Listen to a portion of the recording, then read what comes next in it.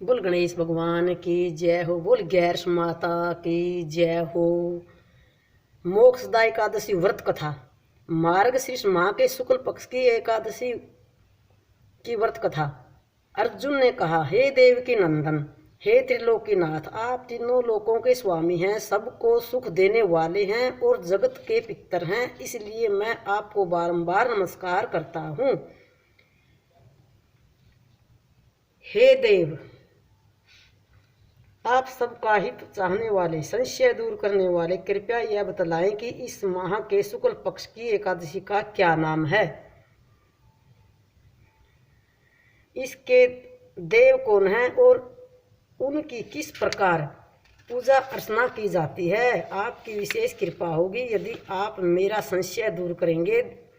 देवकी नंदन बोले, हे अर्जुन, तुमने अत्यंत उत्तम प्रश्न किया है, इसलिए तुम्हारा यश संसार में फैलेगा। तुम ध्यानपूर्वक सुनो। यह एकादशी अनेक पापों को समाप्त कर देती है और यह मोक्षदा के नाम से जानी जाती है। इस दिन श्री दामोदर भगवान की पूजा भक्ति भाव सहित धूप नैवेद्य दीप जलाकर करनी चाहिए।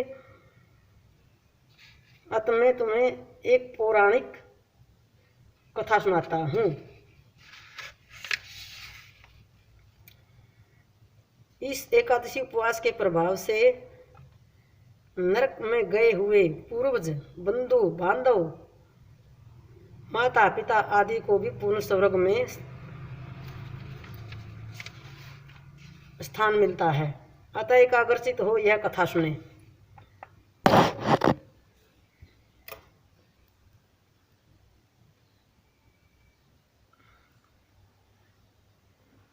प्राचीन काल में गोकुल नामक नगर में वैशाख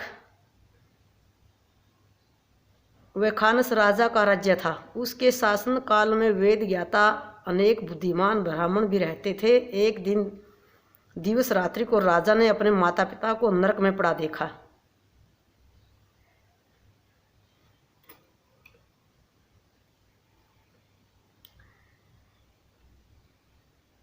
उसको स्वप्न में देखकर वह दुखी और चकित हुआ। दिन निकलने पर उसने अपने विद्वान ब्राह्मणों को सभा में बुलाकर उनके समक्ष स्वप्न की बात कही। राजा ने उन्हें बतलाया, हे विद्वानों, मैंने रात्रि को सोते हुए स्वप्न में अपने पिता को नरक में रहते हुए देखा।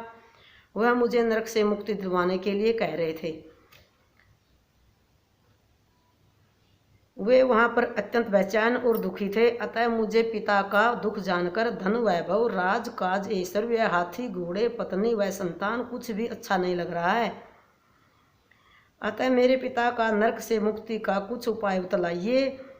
मेरा शरीर तप रहा है। मुझे पिता की मुक्ति के लिए जो भी जप तप दान नियम व्रत आदि करना हो वह कहें, देर न करे। राजा की बात सुनकर वे विद्वान ब्राह्मण बोले, हे नरेश, यहाँ से कुछ दूर पर्वत ऋषि का आश्रम है। वे भूत भविष्य वर्तमान के ज्ञाता है। अतः हमें वहां जाकर इस दुख के निवारण का कारण जानना चाहिए। वे आपके समस्त दुखों के निवारण हेतु अवश्य ही उपाय बतलाएंगे। अपने राज्य के बुद्धिमान पंडितों की बात सुनकर गोकुल नरेश पर्वत मुनि के आश्रम में गए। वहां पर राजा ने और अनेक ऋषियों को भी तपस्या में लीन देखा। पर्वत मुनि उनके मध्य विराजन ब्रह्मा के समान प्रतीत होते थे। राजा ने जाकर पर्वत मुनि व अन्य ऋषियों को साष्टांग प्रणाम किया। ऋषिराज ने नरेश की कुशल क्षेम पूछकर उनके आने का कारण पूछा। तब राजा ने ऋषि से कहा, हे ऋषिराज, मेरे राज्य में सर्वज्ञ शांति है, परंतु एक रात्रि में मैंने स्वप्न में अपने माता पिता को नरक में देखा।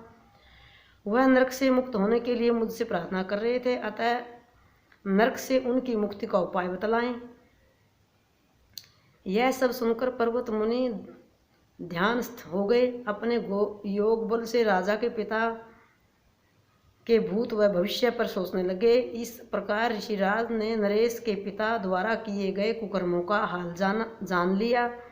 कुछ काल बाद उन्होंने नेत्र खोले और राजा से बोले, हे नरेश, मैंने भूतकाल में तुम्हारे पिता द्वारा किए गए दुष्कर्मों को जान लिया है। आपके पिता ने पूर्व जन्म में सोत के कहने पर अपनी कामातुर दूसरी रानी को मांगने पर भी ऋतुदान नहीं दिया। उसी पाप के कारण तुम्हारे पिताश्री आज नरक में भोग रहे हैं। अतः हे नरेश, उनकी मुक्ति के लिए मार्गशीर्ष माह के शुक्ल पक्ष की एकादशी को आप अपने परिवारजनों सहित उपवास कर विधिवत नियम पालन करें और उससे प्राप्त पुण्य को अपने माता पिता को देने का संकल्प करें। उस पुण्य स्थान से आपके पिता को नरक से छुटकारा मिलेगा और स्वर्ग की प्राप्ति होगी। मुनि के वचनों को सुनकर राजा अपने राज्य को आया और परिवार सहित मोक्षदा एकादशी उपवास किया। उस उपवास के पुण्य को राजा ने अपने माता पिता को दे दिया, अर्थात संकल्प छोड़ दिया। उस पुण्य के प्रभाव से राजा के पिता को मुक्ति मिली और स्वर्ग में जाते हुए अपने पुत्र से बोला, हे पुत्र, तेरा कल्याण हो। यह कहकर स्वर्ग चला गया। अतः मार्गशीर्ष माह के शुक्ल पक्ष की एकादशी जो कि मोक्षदा एकादशी कहलाती है, जो नियम एवं विधि पूर्वक एकादशी व्रत को संपन्न करता है, वह सारे पापों से मुक्त हो इस संसार में अनंत सुख भोगता हुआ मरणोपरांत विष्णु धाम को जाता है। इस व्रत से बढ़कर अन्य कोई और उपवास मोक्ष प्राप्ति में सहायक नहीं हो सकता। इस कथा के पठन एवं श्रवण से वाजपेय यज्ञ के समान फल की प्राप्ति होती है। यह उपवास चिंतामणि के समान एवं मोक्षदायक होता है। बोल गैस माता की जय हो।